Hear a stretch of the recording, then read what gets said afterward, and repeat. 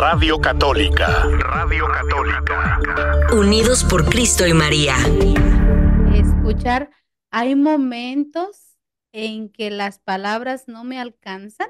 Bueno, pues también hay momentos de compartir y en este momento vamos a compartir este programa con el padre Jorge Román. Padre, muy buenas tardes, qué gusto saludarlo. En esta semana que es una semana especial, una semana de bendición. Cuéntenos cómo le va, padre. Oye, cuéntame por qué es una semana de bendición No. especial y demás. Sí, claro que sí, mire, porque tenemos varias cosas, primeramente, porque tenemos la semana de campaña y la ofrenda es una bendición. Por eso es que principalmente es una semana de bendición, semana de ofrenda, pero también porque en ¿Pero es esta semana bendición para la estación o es bendición para los que dan? es bendición para todo mundo, porque por la bendición vamos a poder pagar los biles y también bendición para cada familia que escucha y atiende el llamado que Dios les hace, la exhortación que les hace para apoyar este ministerio. Pues sigan el consejo del Canelo Álvarez, ¿Verdad que que es dice, mejor dar que recibir? ándale, ajá. Y sí, sí, como lo dicen los boxeadores, ¿verdad? Es mejor dar que recibir. Así que nosotros les invitamos en esta mañana, tenemos aquí a tres personitas que que están esperando la llamada, pero también hay una oferta especial. Hay una radioescucha que dice que por cada $50 que llegue, ella le va a poner $5 más de aquí hasta la 1 de la tarde. Así que ya lo saben, ustedes que están ahí en casita, en la mañana teníamos personas que decía que por de las primeras 10 llamadas ellos iban a dar otros $10. Ya llegamos a esas 10 llamadas. Ahora las que lleguen, esta persona dona $5. No importa si son 20, dijo. Así que ya lo sabe. El número de teléfono aquí en cabina donde las personas están aquí listas para recibir sus donaciones es el 209-225-2317. Si usted nos está siguiendo a través de Facebook, nosotros le invitamos a que usted comparta y se llene de la bendición que da también Dios nuestro Señor a través de esta radio católica. Oye, qué buena onda de esta radiovidente que está donando $5 por cada 50. Pero les iba a decir, no den tanto para que la pobre mujer no se quede sin dinero, porque qué tal si van dando $50,000, uy, ya te amolaste. Ujú. Bueno, Así no, es, mire, padre, pues mire, ya sonó la primer llamadita, así que gracias a ustedes, gracias a que ustedes están llamando, que están apoyando esta radio. Nosotros vamos a continuar con el programa y mientras tanto, nuestras hermanitas van a estar claro que recibiendo las sí. llamadas. Y por favor, mis queridos radiovidentes, mientras están escuchando este programa, móchense con la feria, para que digan, uy, los radiovidentes del Padre Jorge son los que más se mochan. Órale. Bueno, pues Así es. gracias por permitirme entrar a sus hogares, gracias por estar nuevamente con nosotros. ¿Sabes qué santo celebramos hoy? No está aquí Mateito para decirnos, caray. Todos los días se celebran muchos, pero hoy en especial, Hoy estamos celebrando, según el libro de Mateo, a San Cirilo de Jerusalén, que dice que ándale. fue un doctor de la iglesia y ¿Que que la él iglesia se nació. enferma y necesita un doctor? ¿Mande? ¿La iglesia se enferma y necesita doctores? ¿Será eso? No, Pues no, yo no. creo que sí, mira, porque la iglesia es el cuerpo místico de Cristo. Ujú. Y entonces nosotros somos los miembros del cuerpo místico de Cristo. Pero si un miembro del cuerpo se enferma, todo el cuerpo sufre con él. Y cuando una parte del cuerpo es honrada, todo el cuerpo se regocija con él. Y mira, nosotros somos lo que comemos, pero el alimento ah, se transforma, se digiere y se distribuye en el cuerpo como proteínas, minerales, y vitaminas que son absorbidas por el cuerpo. Y entonces eso es la función de la digestión. Pero pobrecito Jesucristo debe de tener unos dolores de estómago el pobre porque hay quienes no quieren cambiar. Dicen, no, yo sigo siendo así y hasta que me muera, qué caray. Entonces no se dejan asimilar para ser miembros del cuerpo místico de Cristo. Por eso aquí entran los doctores de la iglesia. ¿Y qué es un doctor en la iglesia? Es aquel que con su mística, su sabiduría, su oración, su pensamiento, ha dejado un legado a la iglesia importante por medio de sus escritos, por medio de su mística. Entonces son nombrados doctores de la iglesia. Es decir, como el doctorado, el PhD, como decimos los gringos, ¿no? Es el más alto grado de estudio. Bueno, en el caso de San Cirilo de Jerusalén, sí es doctor de la iglesia. Él nació en el año 315 en Jerusalén, y lo que lo distingue precisamente en su mística y en por qué es declarado doctor de la iglesia es porque se metió en cada bronca el pobrecito. Fue nombrado obispo de Jerusalén, pero por defender la Santísima Trinidad, el concepto de la Santísima Trinidad. Eso era motivo de escándalo entre los que no estaban en el contexto cristiano y que entendíamos y que entendemos que Dios es uno solo, que se nos ha manifestado como el Padre Creador, como el Espíritu que se expande sobre las aguas y es el Espíritu de vida, que esa palabra que está creando con Dios desde el principio, que dice haya luz y la luz viene en la existencia, ese Jesucristo, que es la palabra hecha carne y que vino a vivir entre nosotros, pues no es entendible por los judíos y por otros. Entonces, ayer celebrábamos a San Patricio, que se le caracteriza con un trébol, porque era uno de los recursos que usaba para tratar de entender la Santísima Trinidad. El trébol es una plantita que tiene tres hojitas formadas por un solo tallo, pero forman una unidad, pero cada hoja es diferente una a la otra, o sea, son independientes, pero las tres forman una sola unidad. Eso es lo que explicaba San Patricio. Bueno, en el caso de Cirilo de Jerusalén, eh, esto le costó el destierro durante 16 años que él dedicó a escribir y a dar propiamente las bases de lo que sería el conocimiento de la Santísima Trinidad. Murió en el año 368, y pues ya años posteriores fue nombrado doctor de la iglesia. Es el santo que celebramos hoy. Y el evangelio de hoy es fundamental y es hermoso porque Jesucristo ha dicho que no ha venido a abolir la ley, sino a darle plenitud. Y también ha dicho que no quiere la muerte del pecador, sino que se arrepiente y que viva. Jesucristo se había retirado la noche anterior al Monte de los Olivos, que era su lugar favorito, para descansar, para orar y demás. Y al día siguiente fue al templo, a Jerusalén, y enseñaba abiertamente. Y entonces le llevaron a una mujer los fariseos para ponerlo a prueba y le dijeron, a ver, esta ley fue encontrada en flagrante adulterio y de acuerdo a la ley de Moisés, quienes cometen este pecado deben de morir apedreados. ¿Tú qué dices? Jesús se agachó, no los peló y empezó a escribir en el suelo. ¿Quién sabe qué estaría escribiendo?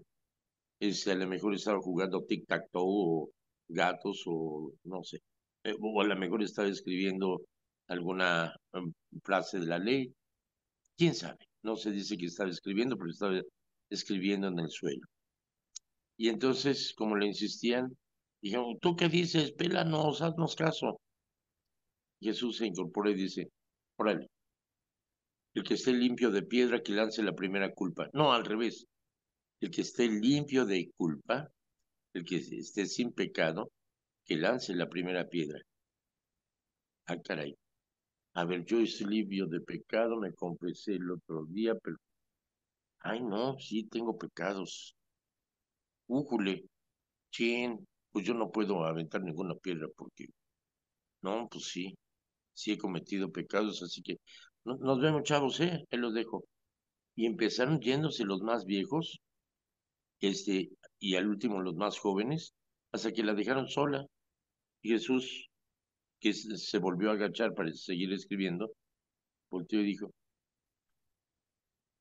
¿dónde están los que te culpaban? Y ella dijo, se han ido, Señor. Yo tampoco te condeno. Vete y no sigas pecando. Qué bonito, ¿eh? Qué bonito. Fíjate que la ley de Moisés dictaba que a las mujeres adúlteras había que apedrearlas. No mencionaba nada de los hombres adúlteros, ¿eh? Pobrecitos los hombres, somos víctimas del acoso de las mujeres canijas, calenturientas, ¿saben? Por eso hay que erradicar el mal. Este, no, es lo que decía la ley, ¿no? No, fíjate que qué bonito esto, porque no se trata de juzgar ni de condenar. Mm, El hecho es de que Jesús perdona a esta mujer, porque la ley del Islam continúa teniendo esta pena de muerte. Incluso hace algunos años en África a una mujer se le condenó, fue enterrada hasta la mitad de su cuerpo y se le condenó a muerte apedreada y causó gran escándalo. Las naciones de todo el mundo estuvieron protestando y aún así la apedrearon. Pero la idea es no condenar, pero tu pecado, por muy grande que éste sea, no es más grande que el amor que Dios te tiene. Es decir, vete, yo tampoco te condeno, vete y no sigas pecando. Es decir, el arrepentimiento supone un cambio de vida, un no volver a caer otra vez en la misma rutina, en el mismo pecado. Así que es hermosa la lección porque hay gente que llega con tanta vergüenza y que ha tenido años sin confesarse, dicen, ay, yo quisiera confesarme, pero vente inmediatamente, órale.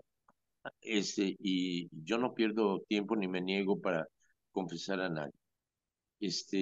Y es tan emocionante y esto es ser testigo de la obra que Dios hace cuando son absueltos y me dicen, ¿y qué penitencia tengo? Bueno, supondremos que después de tantos años sin confesarte, pues tu penitencia debe de ser muy grande. ¿Estás de acuerdo con cumplirla? Sí, lo que sea. Bueno, tu penitencia es arrodíllate ante el Santísimo Sacramento, platica con Dios y dile, gracias Dios mío porque me has perdonado. Esa es tu penitencia, pero no vuelvas a pecar. Ya que has sido absuelto, busca reconocer a Cristo en los demás y hacer el bien por los demás. ¿Qué mejor penitencia que eso, no crees? Y eso realmente, el acercarnos a Dios, la gente llega con una pena enorme.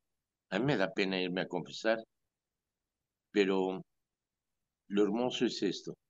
El Papa Francisco, cuando fue el año de la misericordia, nos dirigió una carta a los sacerdotes diciendo, acuérdense que ustedes no son jueces, que son hermanos, tan pecadores como aquellos que llegan y cruzan el confesionario y se arrodillan con una vergüenza enorme.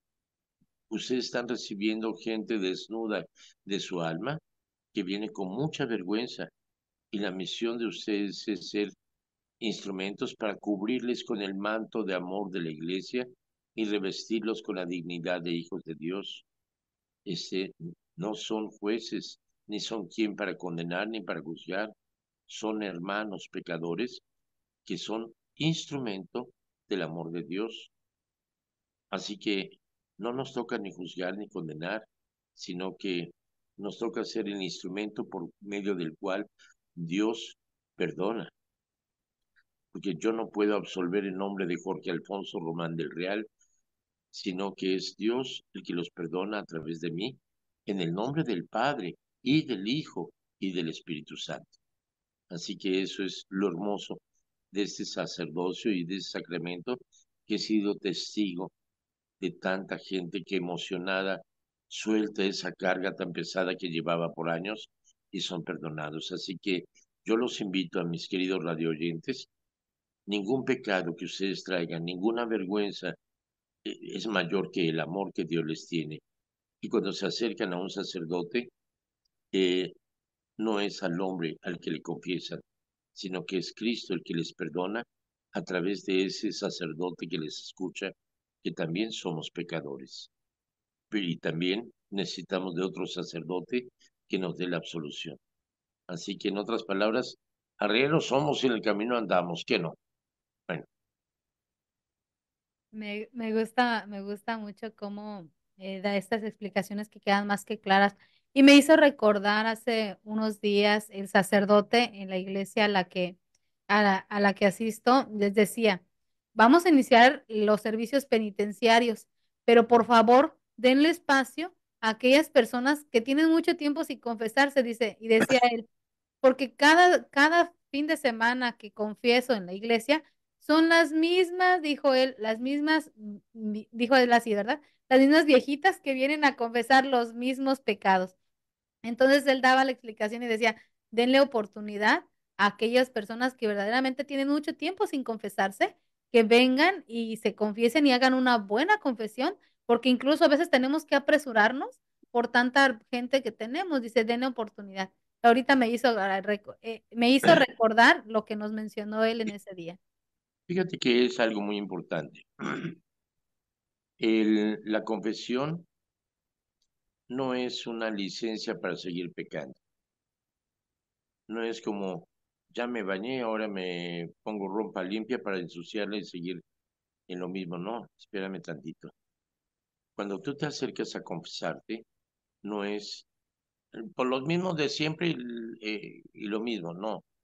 Quiere decir que no has tenido un verdadero arrepentimiento o que no has puesto un remedio para evitar esa situación de pecado. Es que me hacen enojar, es que mi marido, es que mis hijos, óyeme, tu marido y tus hijos van a seguir allí, pero ellos no están aquí confesándose. No me vengas a acusar los pecados de tu marido o de tus hijos, como aquella vez que se acerca, después de que salió una mujer, se acerca un hombre y dice, Padre, deme la absolución, mis pecados ya los confesó mi mujer. Pues sí, se trata no de confesar o de echar la culpa a los demás, pobrecito víctima.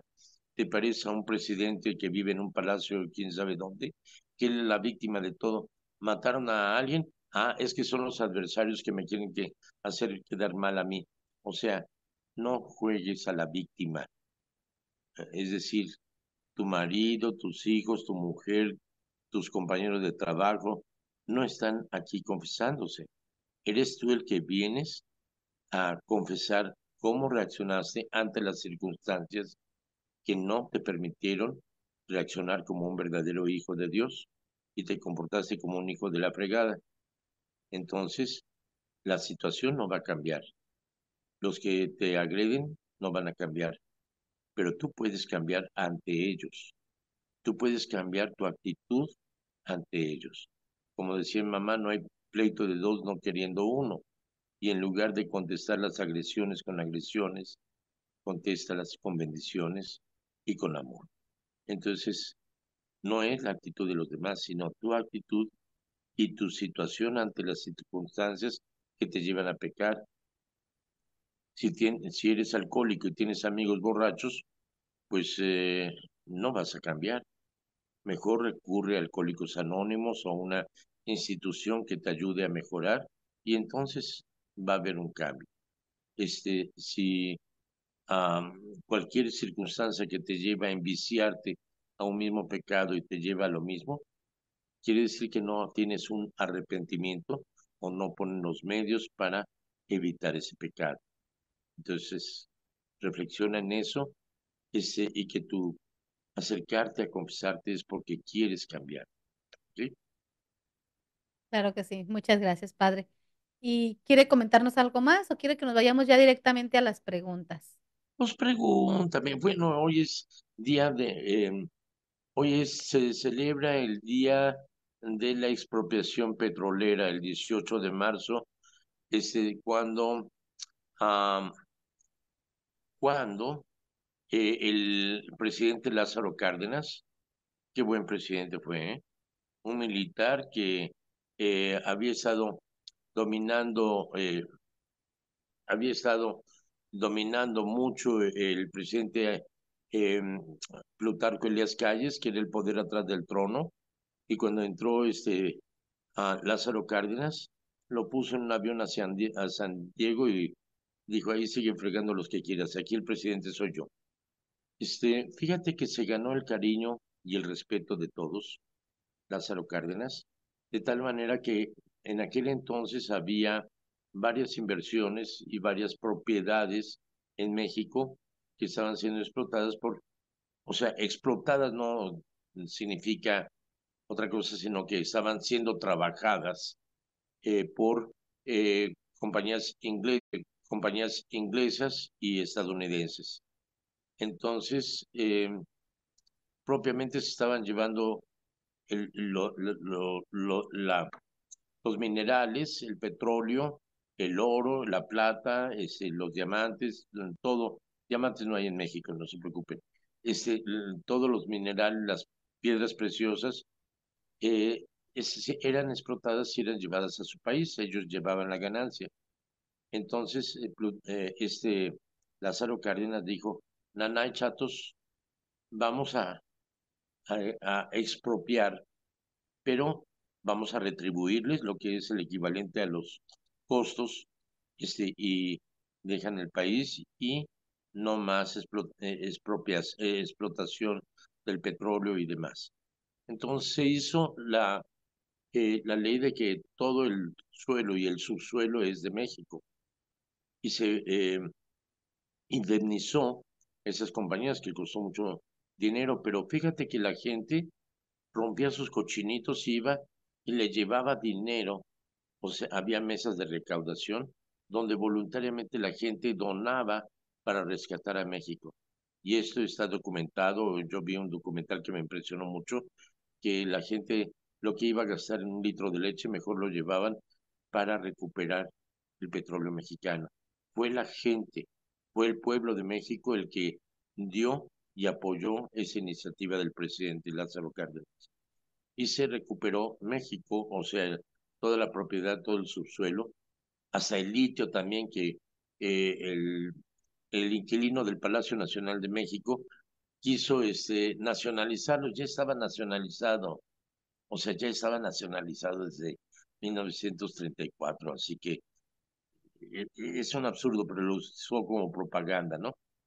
Y entonces ah, fue algo hermoso y por eso el 18 de marzo se celebra el Día de la Expropiación Petrolera, que fue la fundación de Petróleos Mexicanos, Pemex. Antes había una serie de petroleras aquí eh, llevaba nombre extranjero, ahora es el petróleo de México. Xochitl Gálvez dijo que iba a cerrar refinerías y que iba a transformar a Pemex como Emex, Energía Mexicana, ¿ok? Es decir, buscar la energía limpia. Y entonces fue el gran escándalo, malinterpretó de que iba a quitar lo que eran puestos de trabajo y todo eso. No, no, no, no, no. Dice, no se trata de eliminar o de vender Pemex, se trata de mejorarlo, se trata de hacer una energía limpia, y eso es lo importante. Bueno, eh, también es importante para mí porque justamente un 18 de marzo de hace 39 años, corría el año de 1985, cuando mis papás y mis hermanos me acompañaron al aeropuerto para despedirme porque fue cuando llegué a Los Ángeles, a San Emilius, en Linwood, y empecé mi caminar aquí en los Estados Unidos. Así que fue hace 39 años, un día como hoy. Bueno, ahora sí, vámonos a las preguntas. ¿O qué ibas a decir, Lucy? No, no, no, sí, digo, como a uno cuando regresa a estas fechas, recuerda esos tiempos y cómo uno ha ido cambiando, cómo la experiencia lo ha ido a uno cambiando, ¿verdad? Por ejemplo, usted Sí, ya no mencionaba tengo un ahorita. pelo de tonto, mira, todos se me cayeron. Sí, y cómo pasa el tiempo, cómo pasa el tiempo de rápido, pero qué bueno que llegó para acá, qué bueno que Dios nuestro Señor tenía el plan de traerlo para acá y que dentro del plan estaba también que usted compartiera aquí en esta radio católica de Unidos por En Cristo. alguna ocasión mi hermano Sergio, que ya falleció, que tenía su programa también aquí en la radio, fue a visitarme a Linwood y él me decía, no, me fue a visitar a Moore Park, y me decía, regrésate a México, México necesita sacerdotes. Le digo, Sergio, aquí es México, porque la mayoría de los feligreses aquí son mexicanos y necesitan sacerdotes mexicanos. Y sí, ciertamente la pastoral y el catolicismo ahorita está fortaleciéndose en los Estados Unidos gracias a los hispanoamericanos, porque somos los que mantenemos firme nuestra fe y somos ahorita la minoría más grande que hay.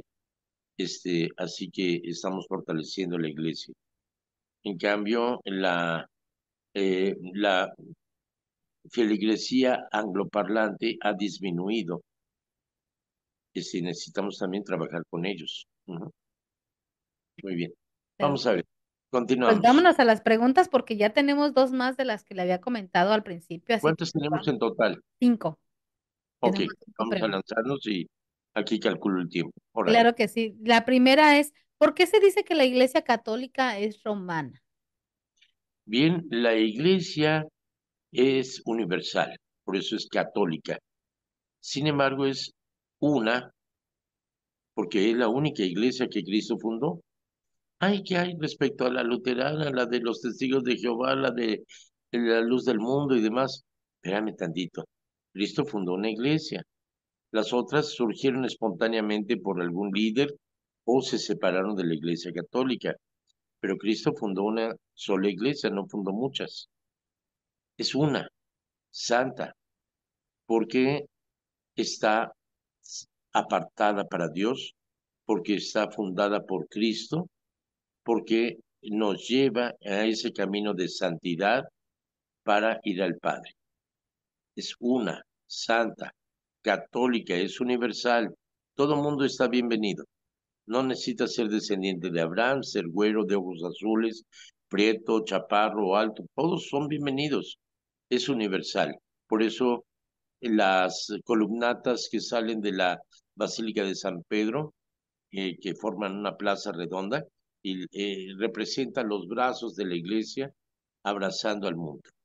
¿Ok? Es universal. Una, santa, católica, apostólica, porque está basada en la sede de los apóstoles que Jesús formó durante 3 años y les confirió el sacerdocio y la misión para ir a evangelizar el mundo. Y está basada precisamente en la sede de los apóstoles, en la base fundada por Cristo. Es una, santa, católica, apostólica y romana. ¿Por qué romana? Porque Roma pasó a ser algo bien importante. Jerusalén el templo de Jerusalén fue destruido en el año 70 por el emperador Tito y se persiguió, etcétera. Entonces y además los cristianos fueron echados de las sinagogas y demás, pero muy estratégicamente se consideró que Roma era el ombligo del mundo, era el imperio que dominaba todo el mundo antiguo.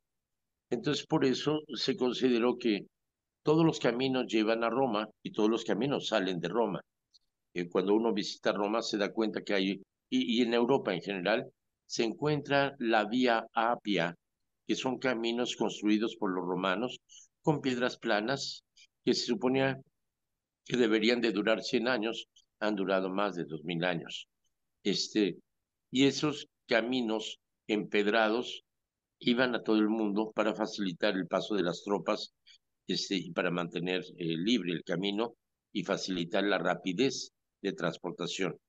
Entonces, cuando uno veía la vía Apia, o sea, la vía de a pie, sabía uno que ese camino conducía a Roma, no partía de Roma a todo el mundo. Con esa estrategia, los apóstoles consideraron que en Roma, que había gente de todo el mundo, una vez evangelizados irían a sus países y evangelizarían. Era la forma de difundir el evangelio. Pero por otra parte, en esa comunidad de cristianos perseguidos, la iglesia se hizo presente y San Pedro, que es a quien Cristo le dijo, tú eres piedra y sobre esta piedra edificaré mi iglesia, fue crucificado en el Circo de Nerón, en la colina vaticana. Y justamente ahí es donde años más tarde Constantino regalaría a la iglesia ese Circo de Nerón, donde se levantó una pequeña capilla donde estaba la tumba de Pedro. Actualmente, abajo del altar mayor en el Vaticano, está en la tumba de Pedro. Y San Pablo, que es otro pilar de la iglesia evangelizadora, fue decapitado en lo que hoy es la iglesia de Pablo Extramuros, o sea, más allá de los muros de Roma, fue decapitado, cayeron su cabeza dio 3 rebotes y en cada rebote surgió una fuente. También se conoce la iglesia de las 3 fuentes. Por lo tanto, Roma pasa a ser la sede o el lugar donde se establece la iglesia. Pero acuérdate que siendo la iglesia universal, lo mismo podía establecerse en México, en Perú, en Alemania, donde fuera. Pero la sede es en Roma por esa razón. Ujú. Muchas gracias, padre, por esta aclaración.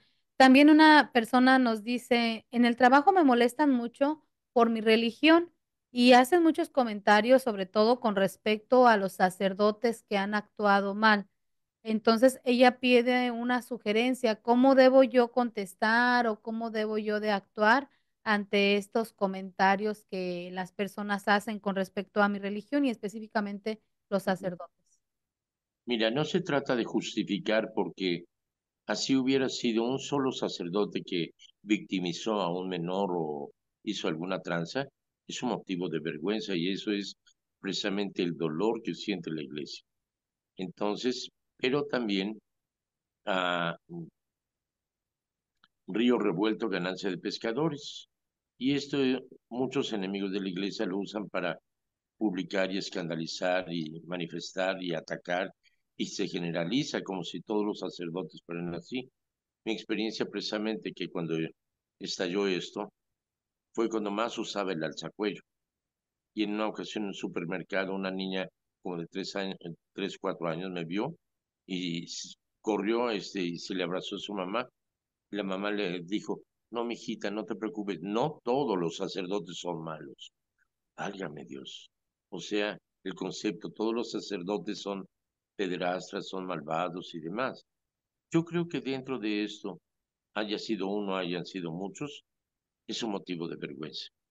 Entonces, eh, pero se hizo más énfasis en la Iglesia Católica por lo que representa, pero donde quiera se cuestionaba. No es justificación. Yo creo que esto llevó a la Iglesia a actuar y está actuando firmemente y de hecho todas las diócesis nos exigen a todos los sacerdotes cero tolerancia. O sea que cuando un sacerdote es acusado, inmediatamente el obispo tiene que reportar a la policía, tiene que hacer testimonio. Y eh, a todos los sacerdotes se nos pide huellas digitales, se nos pide tomar un curso de ambiente seguro.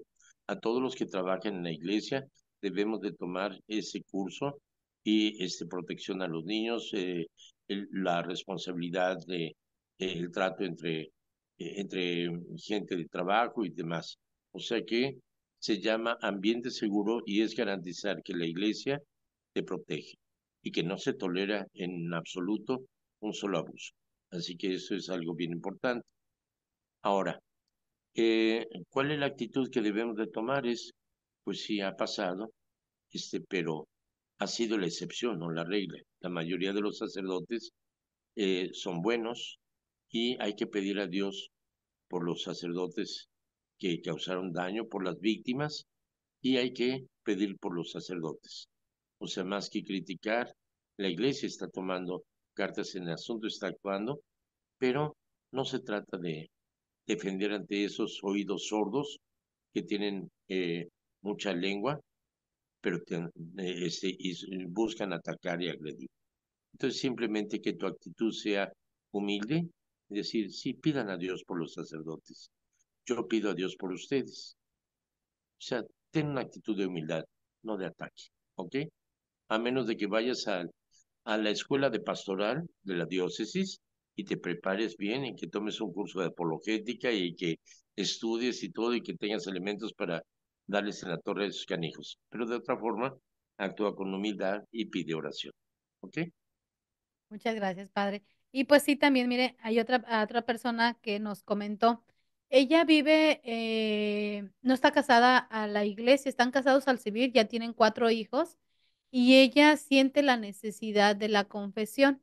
Entonces ella pregunta por qué ella no se puede confesar si ella no quiere morir en este pecado, por así decirlo, pero ella siente en su corazón el deseo de solo pre- comentarle esta Mira, falta te voy a a un decir cómo sacerdote. está el asunto, porque es pecado. Todo empieza en la sexualidad. Estábamos hablando acerca de una sexualidad responsable, de una consagración en el sexo, que no es el sexo como placer solamente, sino más bien la principal finalidad es la procreación de los hijos. Claro que no es solamente vas a tener intimidad cada vez que quieres encargar un bebé, sino que es la comunicación del amor de esposo y esposa. Entonces, si no se hace dentro de ese amor de Dios como instrumentos para ser comunicadores del don de la vida, entonces no han invitado a Dios a que los bendiga. Entonces, ahora, ¿cómo podrías comulgar? Primero, convence a tu marido, dile que la casada va a ser tu Noel, pero que te va a permitir acercarte a los sacramentos. Que a él no se le pide nada en absoluto, que puede seguir de ateo, de borracho, o de lo que quieras, pero que te conceda a ti el poder acercarte a la comunión, ¿ok? Y a la confesión. O la otra posibilidad es huelga de piernas cruzadas. No hay cuchicuchi hasta que no nos casemos.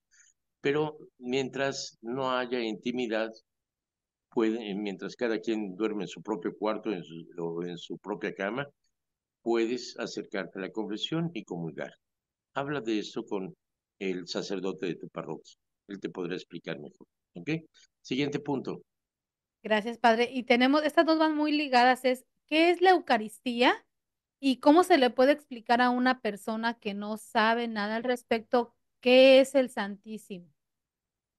Bueno, eso sería muy largo de explicar, pero en breve es esto, es bueno, Haristos, gracias, la acción de gracias a Dios que se quedó con nosotros en la forma del pan, en la forma del vino.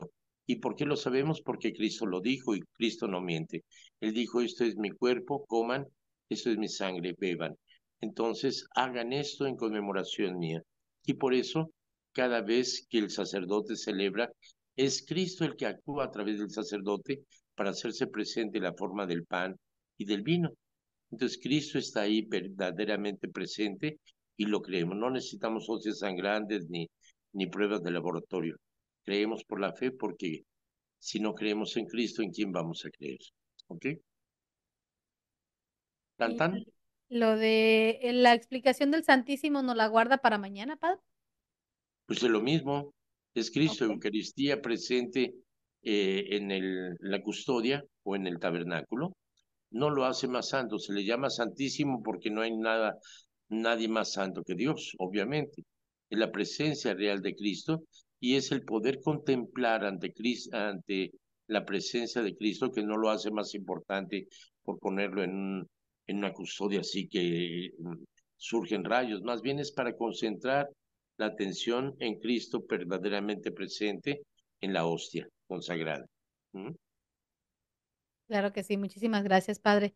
Pues se nos terminó el tiempo y nos quedó una pregunta pendiente, bueno, mejor dicho, todo un comentario de Pedro y Toña, que hablaba acerca de la confesión también. Entonces se la voy a pasar a Se Juanito platicaré mañana.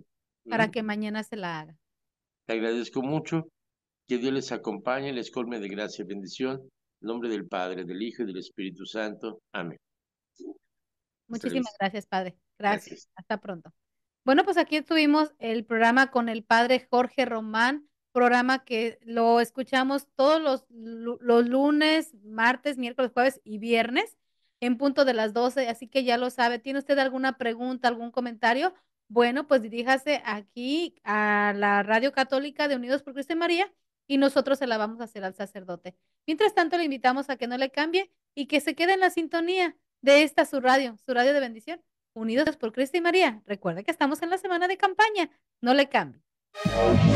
Radio Católica, Unidos por Cristo y María.